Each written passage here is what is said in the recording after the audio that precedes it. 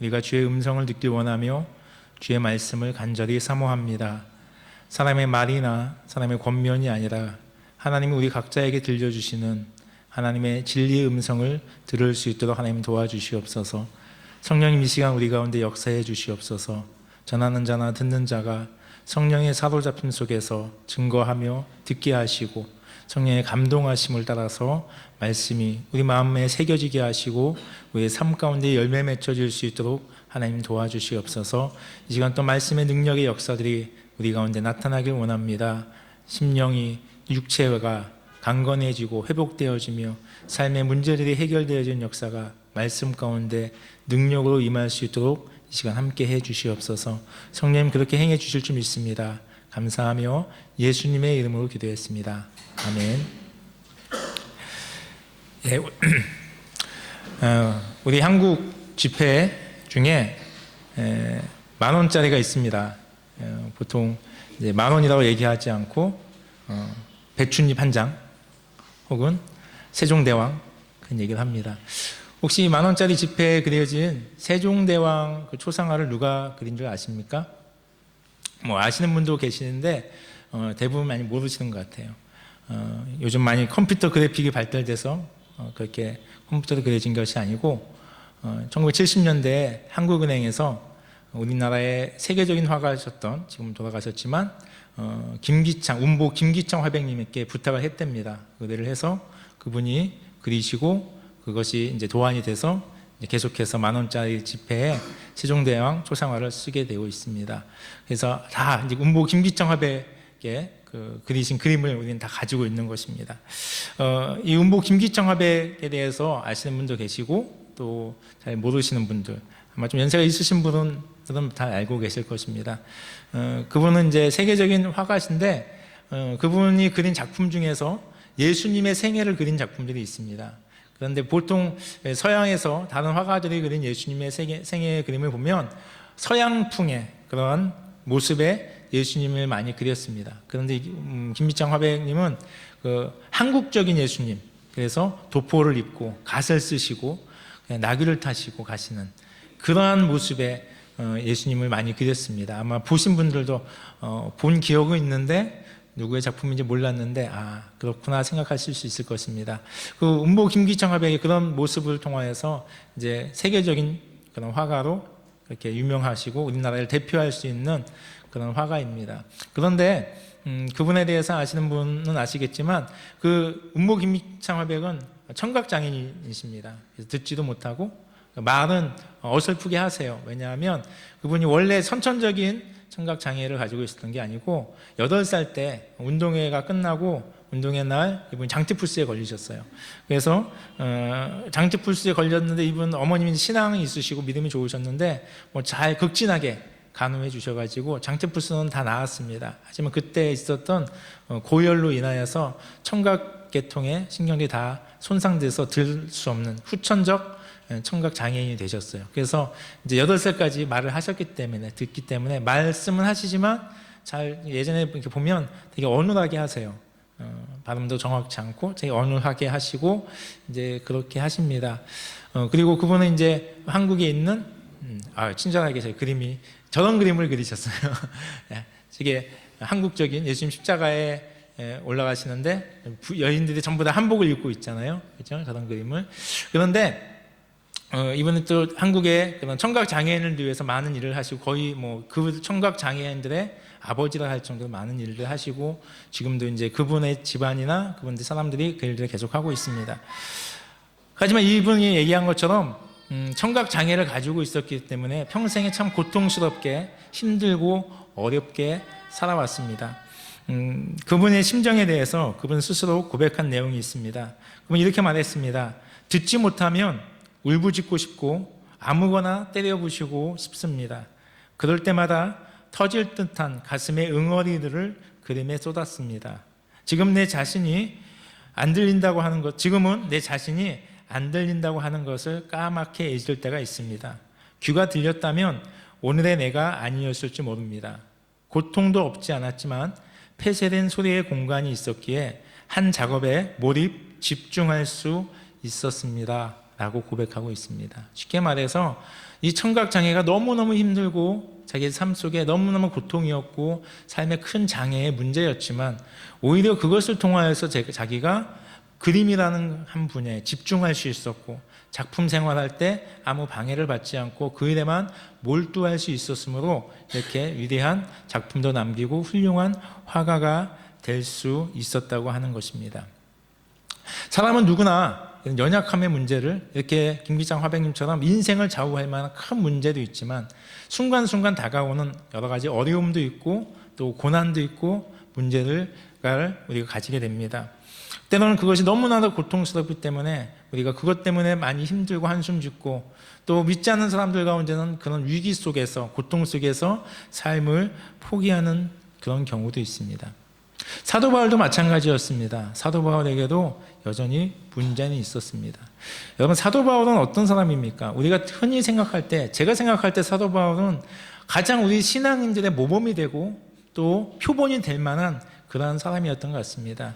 출신적으로 봤을 때 흠이 없었습니다. 유대인 중에 유대인이요, 히브리 사람 중에 히브리 사람이요, 또 그가 바리새인으로서 율법으로 흠이 없는 자라고 스스로가 얘기하고 있습니다. 뿐만 아니라 그가 공부한 것을 치면 가말리아 문학, 거기서 공부해서 최고의 학식을 가진 그런 사람이었습니다. 또 그가 하나님에 대한 열심이 대단했던 사람입니다. 그가 예수를 알기 전에는 하나님의 열심을 가지고 그가 그리스도인들을, 믿는 사람들을 핍박하고 죽이러 다녔습니다. 하나님에 대한 열심이었습니다. 악한 감정이 아니고. 또한 그가 하나님께서 다메섹에서 그를 만나시고 다메섹에서 회심한 이후에 그를 하나님이 이방인의 그런 사도로 부르셨습니다. 그래서 그가 하나님 앞에 충성됨으로 그가 여러 가지 어려움이 있었음에도 불구하고 끊임없이 이곳저곳을 다니면서 복음을 증거하였습니다. 그리고 복음에 증거할 때 많은 사람이 예수를 믿게 되고 또 그곳에 교회가 세워지게 되고 또 복음을 전하는 그곳에서 하나님의 기적과 이적과 역사들이 나타납니다. 그렇게 사역적으로도 완벽하게 거의 부족함이 없을 만큼 충성이라는 단어가 딱 적합할 만큼의 그런 충성함으로 하나님의 사역들을 감당했던 사람입니다. 영적인 경험은 어떻습니까? 오늘 12장 1절부터 5절의 말씀에 보면 바울이 경험한 것에 대해서 얘기합니다. 그가 하나님께서 그를 인도하여서 환상이었는지 꿈이었는지 실제였는지 잘 모르겠지만 그가 세 번째 하늘까지 올라갑니다. 그리고 그곳에서 사람의 말로는 도저히 표현할 수 없는 하나님의 음성을 듣게 되어집니다. 누가 얘기해도 그 영적인 그 경험을 누구한테 얘기해도 다 부러워할 만큼, 누구도 감히 그러한 영적인 경험을 할 수 없을 만큼의 그러한 놀라운 영적 경험과 체험을 한 사도 바울입니다. 집안적으로, 학식적으로, 삶의 모습적으로, 또 그의 하나님을 향한 열심을, 또 그의 사역에 대한 열심과 열매와 또 영적인 경험과 그의 성령의 능력을 나타냄을 봤을 때 그는 정말 우리의 모범이 될 만한 완벽해 보이는 그런 사람입니다. 그런데 그렇게 완벽해 보이고 부족함이 없어 보이고 하나님의 사랑을 첨뿍 받고 하나님이 그에게 책망할 것이 없어 보이는 그 사도 바울 역시도 어려움이 있었고 고통이 있었고 아픔이 있었습니다. 오늘 본문의 말씀은 바로 그 얘기를 하고 있습니다. 오늘 본문 7절에 보면 여러 계시를 받은 것이 지극히 크므로 너무 자만하지 않게 하시려고 내 육체의 가시 곧 사단의 사자를 주셨으니 라고 말하고 있습니다. 자신에게 육체의 가시, 더 나아가서 사단의 사자라고 얘기할 만한 그러한 고통이 그에게 있었다고 얘기하고 있습니다. 보통은 육체의 질병을 있을 것이라고 얘기합니다. 그 질병이 무엇이었느냐 하는 데는 의견이 분분합니다. 안질이었을 것이다. 눈에 굉장히 안 좋고 눈에 질병이 있어서 그것이었을 것이라 대부분 많이 그렇게 생각합니다. 또 어떤 학자들은 간질이었을 것이라 얘기하는 사람도 있고요. 또 다른 어떤 병이 있었을 것이라 또는 상황적인 어려움이었을 것이라 그런 얘기를 하는 때도 있습니다. 중요한 것은 이 사도 바울 같은 그렇게 위대한 사람, 그렇게 완벽해 보이는 사람, 그렇게 하나님 앞에서 온전해 보이는 사람일지라도 그에게도 이렇게 고통스럽고 아파하고 힘들어할 수 있는 문제가 그의 삶 가운데 있었다는 것입니다. 하물며 여러분과 저는 어떻습니까? 그것이 있는 것이, 그런 일들이 나에게 어려움과 고통과 문제가 있는 것이 전혀 이상한 문제가 아닙니다. 전혀 희한한 일이 아니에요. 어쩌면 당연한 것입니다. 우리는 흔히 예수님 믿으면 아무런 문제가 없고 아무런 고통이 없고 아무런 나쁜 것들이 없을 것이라고 기대하지만 그렇지 않습니다. 사도 바울도 이 문제가 있고 어려웠습니다. 얼마나 어려웠으면 조금 전에 말씀한 것처럼 육체의 가시라고 표현하고 있습니까? 작은 가시 하나만 찔려도 계속 신경이 쓰이고 아프고 덧나고 그렇습니다. 그런 아픔의 가시. 더 나아가서 바울이 표현하기를 사단의 대사라고 얘기합니다. 왜 사단의 사자라고 얘기했으냐? 그 일을 통하여서 그 자신이 당하는 고통을 봤을 때 이 일로 인하여서 자기가 하나님의 사역을 감당하는데 방해가 되는 것이에요. 전혀 도움이 되지 않아요. 신앙생활 하는데, 믿음 생활 하는데, 복음을 증거하는데, 자신이 성경 말씀을 적는데, 자신이 하나님 앞에서 그 일을 감당하고 하나님께 나아가는 데 있어서 전혀 도움이 되지 않고 방해가 되는 것 같은, 하나님으로부터 온 것 같지 않고 사단의 장난처럼 보여지는 그러한 어려움의 문제가 그에게 있었다는 것입니다. 정말 이 문제만 없으면, 정말 내가 이것만 안 했으면 더 하나님께 충성할 수 있고 더 하나님의 일을 잘할 수 있고 잘 감당할 수 있을 것인데 하는 그런 일이 그에게 벌어졌다는 것입니다. 역시 우리에게도 그런 문제가 있을 수 있고, 또 어떤 분들은 지금 그 고통 가운데 힘들어하고 어려워하고 계시는 분도 있을 것입니다. 혹 과거에 그럴 분도 있고 또 앞으로 살면서 이런 경험을 하게 될 것입니다. 그것은 너무 자연스러운 것이고 당연하게 그것이 우리 속에 살아가는 우리의 모든 연약함 속에서 있을 수밖에 없는 것입니다. 우리에게 동일하게 바울처럼 우리의 삶을 괴롭히는 문제를, 더 나아가서 바울의 고백처럼 내가 이것만 없으면 정말 하나님 앞에서 신앙생활 잘할 텐데, 믿음 생활 잘할 텐데, 내가 하나님께 더 많이 충성할 수 있을 텐데 하는 그런 일들이, 그런 아픔들이 우리 가운데 있습니다. 특별히 여성 성도님들 가운데 남편이 믿지 않고 혼자 믿음 생활 하시는 분들 가운데 가끔 그런 얘기 듣습니다. 내가 정말 신앙생활 열심히 하고 싶은데, 내가 정말 하나님께 충성하고 교회 일도 많이 하고 싶은데 믿지 않는 남편 때문에 내가 못하고 있습니다. 이 믿지 않는 남편이 내 십자가입니다. 이 남편만 없으면, 이 남편만 신앙생활하면, 그렇게 고민하면서 그렇게 얘기하면서 하나님께 기도하는 많은 분들도 있습니다. 그런 여러 가지 문제를, 그 문제가 아니더라도 여러 가지 많은 문제들이 우리가 살아가는데 우리를 어렵게 하고 괴롭게 하고 힘들게 하고 있습니다. 그런 문제가 닥쳤을 때 여러분은 어떻게 반응하십니까? 그런 어려움 속에서 여러분은 어떻게 해결해 나가십니까? 좋을 때는 다 좋은 것 같습니다. 친구 사이도 그래요. 뭐 아무 문제가 없고 둘이 다 잘 되고 좋을 때는 진짜 절친이에요. 너무 정말 좋고 저는 너 없으면 못 살 것 같고 뭐 다 해줄 것 같아요. 그런데 나에게 문제가 생기면, 나에게 어려움이 생기면 그때야 드디어 비로소 진짜 친구가, 정말 나를 위한 친구가 누구였던가 하는 것이 이렇게 보여지게 되잖아요. 나를 위한 친구만 남고 나머지는 다 떠나는 것처럼 신앙도 그런 것 같습니다. 주님 안에서 믿음 생활하면서 막 다 좋은 일만 있어요. 다 뭐 내가 원하는 대로 하나님 주시는 은혜와 평강과 그런 기쁨과 성공에 막 계속 되어지면 다 믿음 좋아요. 다 할렐루야 합니다. 다 하나님 사랑합니다 하고 하나님은 나를 너무 사랑하시는 것 같아 그렇게 고백합니다. 그런데 문제가 발생해요. 어려움이 발생해요.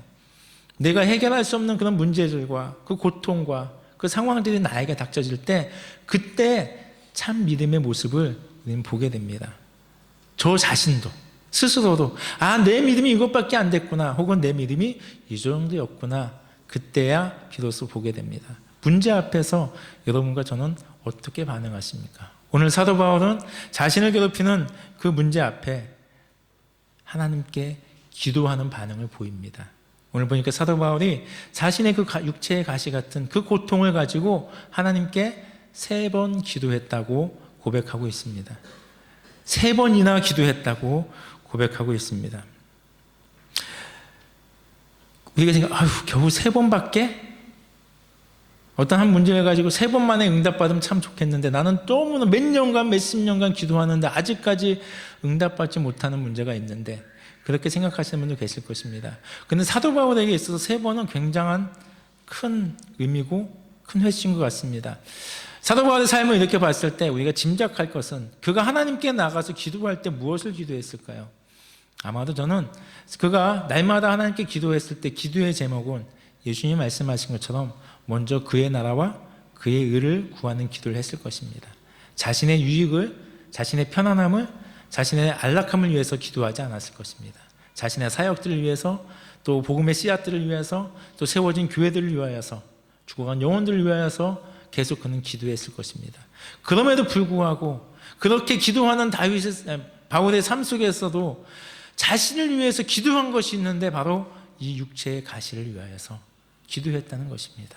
한 번이 아니고 3번씩이나 이것을 떠나게 해달라고. 하나님, 이 질병을 나에게서 가져가 주십시오 하면서 아마 그는 정말 큰맘 먹고 견디다 못해서 이런 기도를 했을 것입니다. 그런데 하나님 응답이 없으셨어요. 아무 반응이 없었어요. 아니, 본인이 다른 사람들 전도하면서 다른 사람이 병 낫기를 위해서 한 번만 기도하면 평생 걷지 못했던 사람들이 벌떡벌떡 일어나서 걸어 다니기 시작합니다. 온갖 치유의 기적과 이적들을 보이는데 자기가 자신을 위해서 기도했는데 하나님 응답을 안 하세요. 또 참습니다. 또 너무 견딜 수 없어서 또 기도합니다. 하나님, 이 육체의 가시 같은 이 고통을 제발 좀 나에게서 떠나가게 해주십시오. 물러가게 해주십시오. 또 기도합니다. 또 하나님 기도 응답하지 않으세요. 아무 변화가 없습니다. 여전히 고통스럽습니다. 여전히 아픕니다.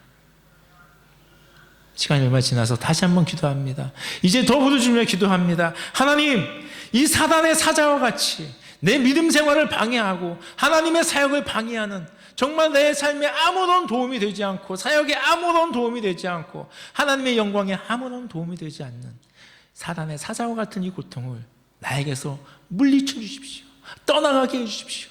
아마 부르짖으면서 더 간절하게 기도했을 것입니다. 그리고 드디어 하나님의 응답이 그에게 있습니다. 이 육체의 가시를 없애달라는 이 바울의 기도에 하나님께서 3번 만에 드디어 응답하셨습니다. 하나님의 응답. 우리가 생각할 때 하나님의 응답하면은 여러분이 기도하고 부르짖고 하나님께 간절히 매달릴 때 하나님이 응답하시면 그 응답은 어떤 겁니까? 좋잖아요. 그리고 그 응답에 대한 생각은 내가 기도한 대로, 내가 원했던 대로, 내가 바랬던 대로, 내가 간구했던 대로 그 문제가 해결되어지는 것입니다. 이번 주 중에 이제 한국국제학교 원서 접수가 있었어요. 그리고 중학생이 중등 과정에 시험이 있었습니다. 제 큰아들이 시험을 봤어요. 시험을 보고 이제 발표를 기다리는데 저도 그렇고 제 아들도 그렇고 되게 힘들어하는 게 있습니다. 다른 건 좀 그런데 굶는 걸 되게 힘들어해요. 밥을 꼭 먹어야 돼요. 근데 저희 아들이 그 발표하는 날 제가 퇴근하고 6시 정도에 집에 갔는데 점심을 안 먹었대요. 이런 일이 이해가 되죠. 두려운 거예요. 걱정이 되는 거죠. 저도 기도했고 제 아내도 기도했고 저희 한국에서 어머니도 그렇고 제 아들도 기도했을 것입니다. 불안해요. 근데 다행히 붙었습니다. 하나도 안 기쁘, 저만 기쁜 거예요. 아직 붙었어요. 딱 보는데 제가 이제 가서 하민아 축하한다 붙었다니까 그때부터 애가 얼굴이 밝아지면서 배고프다는 거예요. 점심 안 먹었냐? 안 먹었대. 왜? 입맛이 없어서. 먹었어요. 그러면서 우리가 생각하기에 하나님 기도에 응답하셨다 생각했을까요? 합격했으니까. 그런데 만약에 떨어졌으면 어떻게 했을까요? 우리의 반응이. 하나님 내 기도에 응답하지 않으셨나? 하나님 내 기도를 안 들어주셨나? 또는 하나님 저한테 왜 그러시죠? 아마 그런 반응이었을 것입니다. 당연히 기도의 응답은 내가 원하고 내가 바라고 내가 기대하고 내가 있는 이 문제가 해결되어지는 것, 그것이 응답이라고 우리는 생각하고 있습니다. 근데 사도 바울에게 온 하나님의 응답은 3번의 기도 만에, 간절한 기도 만에 왔던 하나님의 응답은 무엇이냐? 네 병이 고쳐질 것이라는 것이 아니에요. 하나님께서 바울아 힘들지?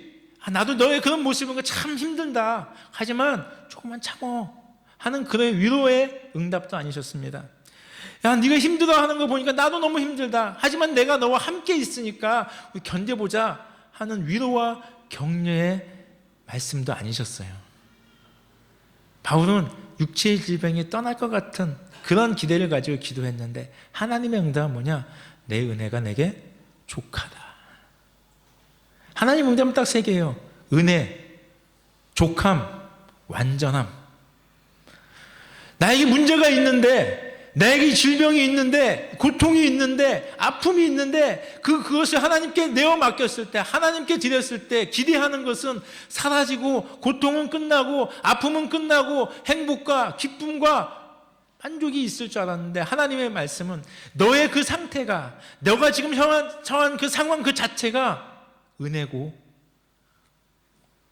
완전함이고, 그것이 능력이라고 그렇게 얘기하고 있습니다. 하나님께서 말씀하시는 은혜의 족함. 그런데 이 말씀을 들었을 때 여러분과 저는 어떨까요? 만약에 내가 무슨 막 기도했는데 하나님께서 내 고통의 문제 막 가지고 기도했는데 하나님이 야, 너 그거 은혜로 생각하고 평생 그 아픔을 가지고 살아. 나 평생 그 아픔을 짊어지고 살 거야. 그게 내가 너에게 준 은혜야. 그렇게 하나님 응답하셨다면 굉장히 많이 낙담할 거예요. 그리고 걱정할 거예요. 이 아픔을 평생 어떻게 짊어지고 살지? 어떻게 이것을 어떻게 가지고 살아가지? 근심하고 걱정할 수 있을 것입니다. 이제 바울에게는 더 이상 기도할 희망도 없어요. 끝났어요. 하나님 응답이 왔으니까 이제 더 이상 기도할 수도 없어요. 차라리 응답이 없으면 나을 거라는 희망과 기대를 가지고 네 번째 기도를 할 수도 있고 다섯 번째 기도도 할 수 있을 것이에요. 그런데 응답 받았잖아요. 더 이상 기도할 근거도 없어요. 그런 상황 속에서 바울의 반응은 뭐냐? 기뻐했다는 거예요. 기뻐했다. 오늘 말씀 보니까 9절에 크게 기뻐함으로 라는 얘기 나왔어요.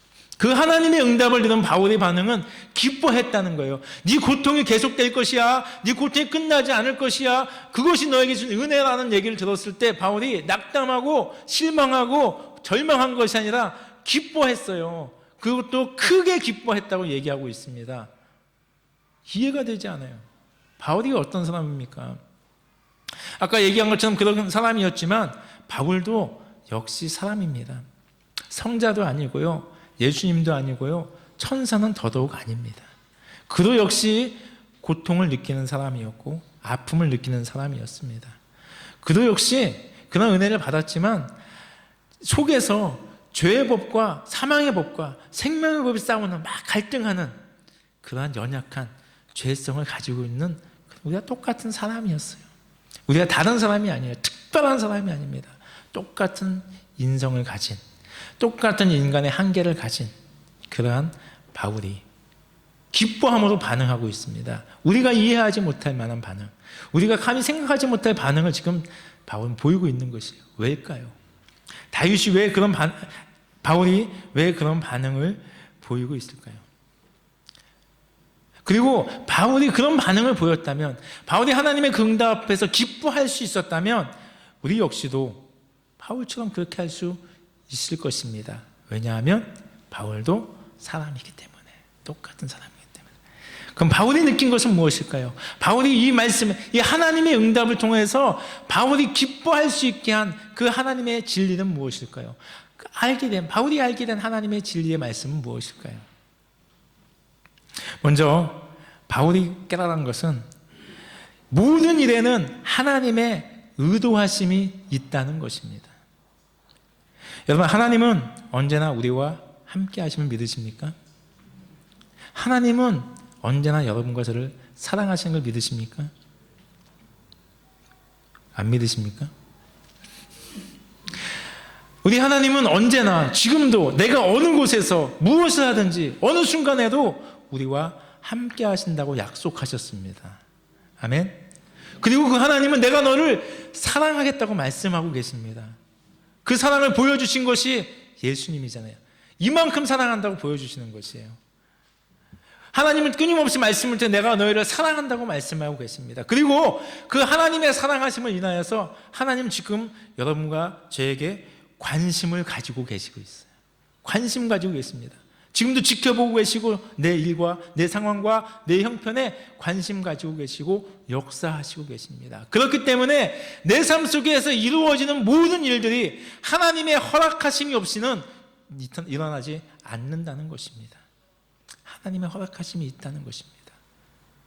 그런데 하나님께서 우리에게 고통을 원하시는 분이 아니세요. 사랑하는데, 나를 사랑하시는 하나님께서 내가 고통당하고 힘들어하고 어려움 당하는 것을 기뻐하고 좋아하실 리 없잖아요.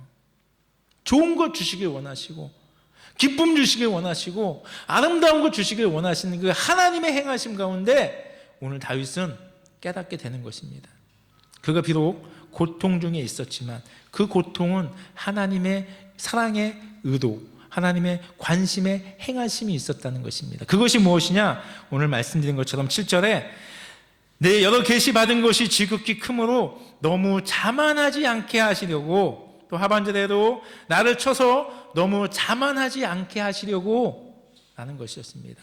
바울이 자기 자신에게 고통을 허락하신 하나님의 그 계획, 하나님의 목적, 하나님의 의중을 깨닫게 되었는데 그것이 뭐냐? 나로 하여금 하나님 앞에서 자만하지 않게 하시려고, 교만하지 않게 하시려고 그렇게 육체에 질병을 주었다 하는 것입니다. 잠언 6장에 보면, 6장 16절로 19절에 보면 하나님께서 싫어하시는 죄가 7가지인데 하면서 하나님이 싫어하시는 죄 7가지를 말하고 있습니다. 그 7가지 중에 첫 번째가 교만한 눈입니다. 교만에 대해서 하나님이 싫어하신다고 말씀하고 있습니다. 교만한 자를 내가 물리치겠다고 말씀하고 있습니다. 구약시대에 보면은 하나님으로 책망받는 사람들이 무엇입니까? 하나님을 떠난 사람들이에요. 그런데 그 사람들이 왜 하나님을 떠나게 됩니까? 하나님 앞에서 교만함 때문에 하나님을 떠나게 되는 것이에요. 이 교만함이 하나님을 떠나게 하고 하나님을 떠남으로 인해서 이 교만함을 인하여서 하나님의 책망을 받고 하나님의 심판을 받고 저주를 받고 하나님이 물리치심을 받는 그러한 죄가 바로 교만입니다. 그런데 사도 바울에게 있었던 수많은 이 영적 경험들, 영적 계시들로 인하여서 연약한 사도 바울이, 인간인 사도 바울이 충분히 교만해질 수 있고 충분히 하나님 앞에서, 사람 앞에서 자만해질 수 있는 것이에요. 그것을 방지하기 위해서, 그렇게 하지 않게 위해서 하나님께서 바울에게 연약함이라는, 가시라는, 고통이라는 것을 허락했다는 것입니다. 영원히 하나님께 끊어질 수 있는 그런 상황 속에서 방지하기 위해서. 사람에게 살을 칼로 도려내는 것, 신체의 일부를 제거하고 절단해내는 것, 육체적으로 심리적으로 무척 고통스러운 선택입니다. 하지만 썩어져가는 살과 썩어져가는 신체의 일부를 인하여서 그의 생명을 살리기 위해서는 어쩔 수 없이 수술을 통하여서 손상된 부분, 부패돼가는 부분을 제거해야 됩니다. 그러면 그 사람은 평생 불편함과 아픔을 가지고 살아갈 수밖에 없습니다. 그런데 그것을 제거하지 않으면 아마 죽게 되는 것이죠. 어쩔 수 없는 사랑의 선택은 무엇입니까? 아프지만 그를 살리기 위해서 손보다 발보다 살보다 더 귀한 생명을 유지하기 위해서 어쩔 수 없이 제거하는 것처럼 하나님의 그 크신 사랑은 나를 더 온전케 하기 위해서, 나를 더 올바로 하기 위해서, 하나님과 더 온전한 관계를 갖게 하기 위해서 때로 나에게 어려움과 고통과 시련의 아픔들을 줄 수 있다는 것입니다. 중요한 것은 내가 지금 당하는 것, 내가 지금 경험하는 이 고난이 결코 우연이 아니라는 것입니다. 하나님이 사랑은 안에서 하나님이 높으신 뜻과 계획과 목적 가운데 우리에게 그 일들을 행하고 계시다는 것입니다. 바울이 그것을 알게 되었습니다. 그랬을 때 바울은 기뻐할 수 있었습니다. 또한 두 번째, 이 응답을 통해서 바울이 깨달은 것은 무엇이냐? 그가 고통 속에 있음에도 불구하고 여전히 하나님의 은혜가 자기에게 있었다는 것이에요. 오늘 말씀 7절에 계시가 그 응답이 무엇입니까? 9절에 나에게 이르시기를 내 은혜가 내게 족하다라는 것이었습니다.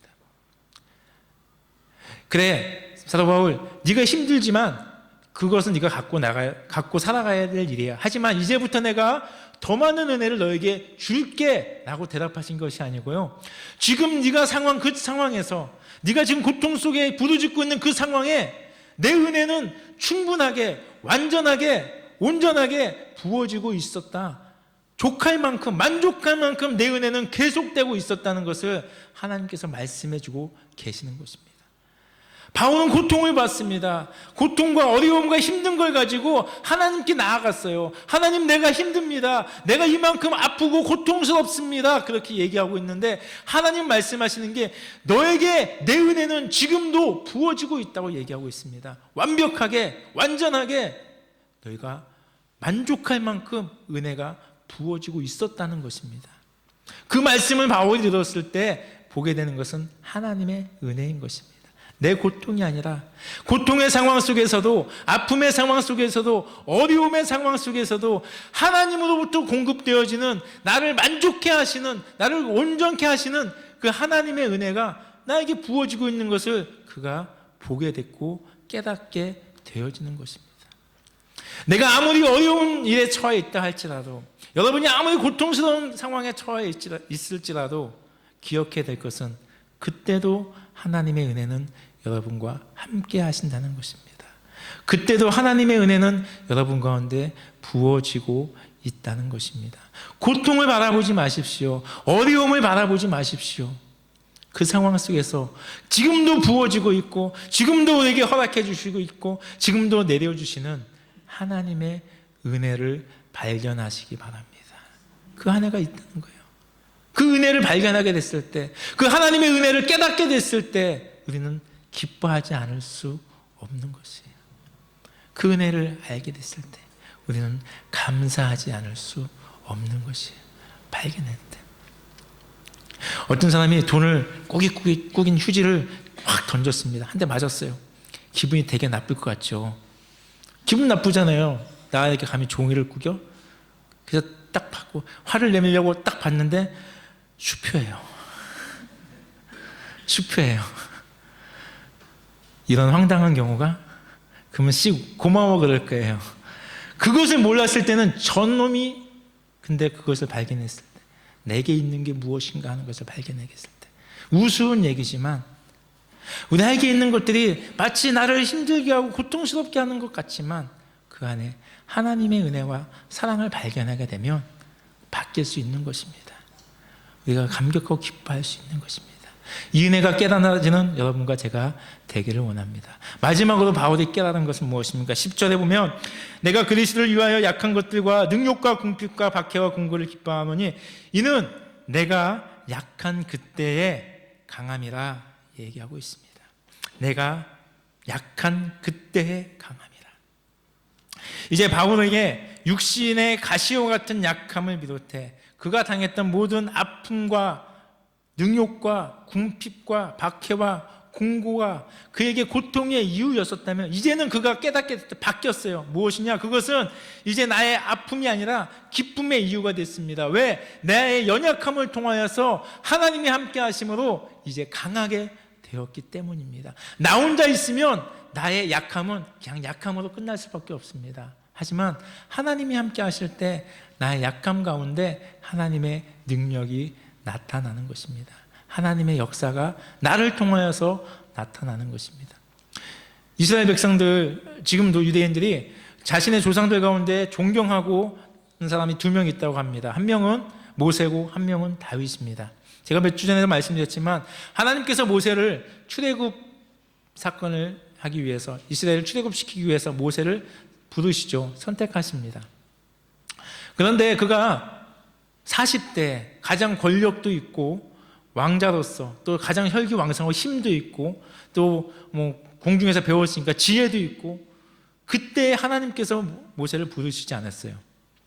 오히려 40년을 기다리십니다. 어느 때까지요? 그의 어깨에 힘이 다 빠질 때까지. 그래서 어떻게 얘기합니까? 나는 할 수 없습니다라고 스스로 고백할 만큼 약해져 있을 그때 하나님께서 그때 부르세요. 그리고 그를 통하여서 출애굽의 역사를 실행하십니다. 아마 모세가 40세 때 힘이 있고 능력이 있고 지혜가 있고 그런 권력이 있을 때 자신의 민족들을 생각해서 그 애굽 군사를 죽인 것뿐만 아니라 그때 확 불이 일어나서 열정을 가지고 내가 우리 민족을 구원해내겠어 하면서 그때 출애굽을 감행했다면 아마 실패했을 것입니다. 아마 가는 도중에 아마 광야에 다 죽었을지도 몰라요. 그런데 모세가 가장 연약하고 가장 힘이 없는 그때 하나님께서 그를 부르셔서 그 일을 감당케 하십니다. 그랬는데 모세가 어떻게 하면 나는 못합니다. 그랬을 때 하나님께서 내가 너와 함께 하겠다 말씀하시잖아요. 그리고 이 모세를 통하여서 하나님이 끊임없이 역사하시고 끊임없이 일하십니다. 모세는 홍해를 가를 만한 힘이 없는 사람이에요. 그런데 모세가 지팡이를 들 때 하나님께서 모세를 통하여서 홍해를 가르셨습니다. 마찬가지로 가장 연약한 모세를 통하여서 하나님께서 가장 완벽하게 가장 강하게 출애굽의 역사를 완성시키셨습니다. 가장 모세가 약할 때, 내가 가장 약할 때, 그때 하나님께서는 우리 가운데 역사하시고 하나님의 능력의 역사하심을 경험하게 될 것입니다. 저 계속 오늘 좀 다윗에 대해서 얘기하고 싶은가 봐요. 다윗도 마찬가지입니다. 알다시피 막내 아들이에요. 그의 부모가 생각할 때 그는 왕감이 아니었습니다. 첫째, 둘째, 셋째, 넷째 쭉 했지만 첫째 안일해 했을 때 둘째를 들여보내고 셋째를 들여보내고 넷째를 다 보냈는데 없어요. 하도 답답하니까 더 없냐고 물어보니까 그때서야 막내가 있긴 한데 기대하지 못할 만큼 연약해요. 근데 하나님은 그를 왕으로 삼으셨습니다. 이스라엘 역사상 가장 위대한 왕. 뿐만 아니라 골리앗을 넘어뜨릴 때도 이스라엘에 군사가 없었습니까? 군대 장관이 없었습니까? 갑옷을 입고 칼을 차고 창을 들고 있는 군인이 많이 있었습니다. 하지만 하나님이 그를 사용하지 않으셨어요. 가장 연약해 보이는 꼬마, 그것도 갑옷도 맞지 않고 칼도 찰 수 없는, 돌멩이밖에 던질 수 없는, 양만 지켰던 목동 다윗을 왜 한피나 하나님은 그 다윗을 택하셨을까요? 그래야만 하나님의 온전한 강함이 나타나기 때문에 그렇습니다. 다윗을 통하여서 하나님께서 역사하셨어요. 그 골리앗을 넘어뜨린 것은 하나님의 능력입니다. 우린 얘기합니다. 다윗이 골리앗을 이겼다고.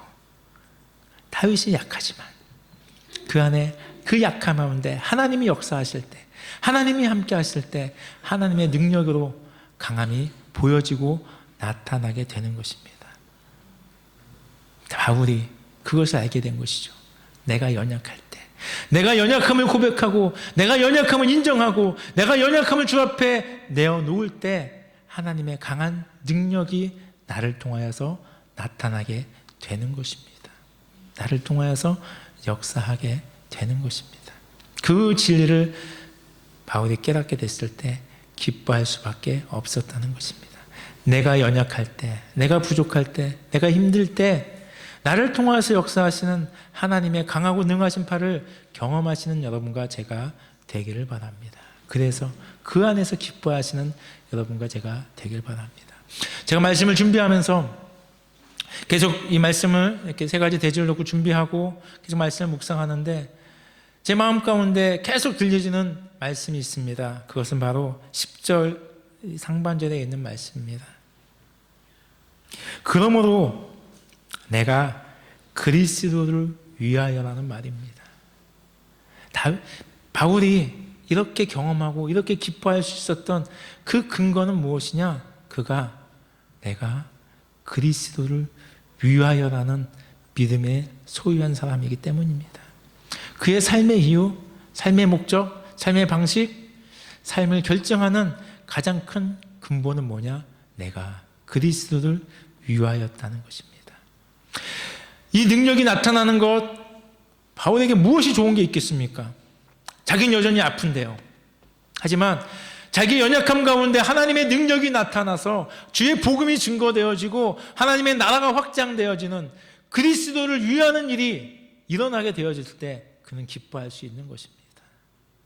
내가 고통스럽지만은 하나님께서 그리스도를 위하여서 너희의 은혜가 족하다고 얘기할 때 그는 기뻐할 수 있는 것이에요. 우리의 삶 가운데 나를 위하여서 아니라 그리스도를 위하여서 그런 믿음의 모습, 삶의 방식을 선택한다면 바울처럼 이렇게 고난하고 이렇게 어렵고 이렇게 힘든 상황 속에서도 바울이 경험했던, 바울이 알게 되었던 하나님의 은혜와 사랑과 능력을 우리 또한 체험하고 경험하고 깨닫게 될 줄 믿습니다.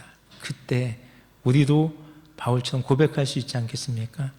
내가 고통 중에 있지만, 내가 이 고통을 평생 안고 살아가지만, 내가 지금 이 아픔 가운데 처해 있지만 그럼에도 불구하고 나는 주님을 위하여서 주의 능력과 은혜와 사랑과 계획 가운데 나는 기뻐할 수 있습니다.